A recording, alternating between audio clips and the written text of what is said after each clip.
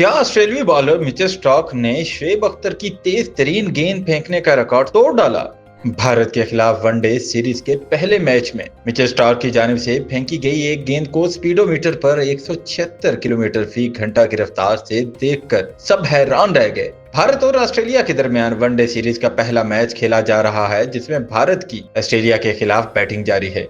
Australia के fast bowler Mitchell Starc ने भारत के खिलाफ 5 ओवर्स का पहला शानदार स्पेल किया, जिसमें उन्होंने 20 रन देकर एक विकेट हासिल की। स्टार्क ने भारत के स्टार बैटर विराट कोहली को 0 पर पवेलियन भेजा। तहाँ मिचेल स्टार्क के स्पेल की पहली ही गेंद जो उन्होंने रोहित शर्मा को कराई, इसकी रफ्तार स्पीडोमीटर पर 176.5 किलोमीटर फी घंटा बताई गई, जो वनडे क्रिकेट की तारीख की अब तक की सबसे तेज तरीन गेंद है। ऑस्ट्रेलियाई फास्ट बॉलर आमतौर पर 140 किलोमीटर फी घंटा की रफ्तार से गेंद करते हैं, ताहम स्पीडोमीटर की तकनीकी गलती इनकी गेंद को 176.5 किलोमीटर दिखा दिया, जो देखते ही देखते सोशल मीडिया पर वायरल हो गई। याद रहे कि क्रिकेट की तारीख में सबसे तेज तरीन गेंद का रिकॉर्ड पाकिस्तान के शोएब अख्तर के पास है। शोएब अख्तर ने 2003 में इंग्लैंड के खिलाफ मैच में 161.6 किलोमीटर फी घंटा यानी 100.23 मील फी घंटा की रफ्तार से गेंद कराई। पाकिस्तानी फास्ट बॉलर की तेज तरीन गेंद का ये रिकॉर्ड आज 22 बरस बाद भी बरकरार है।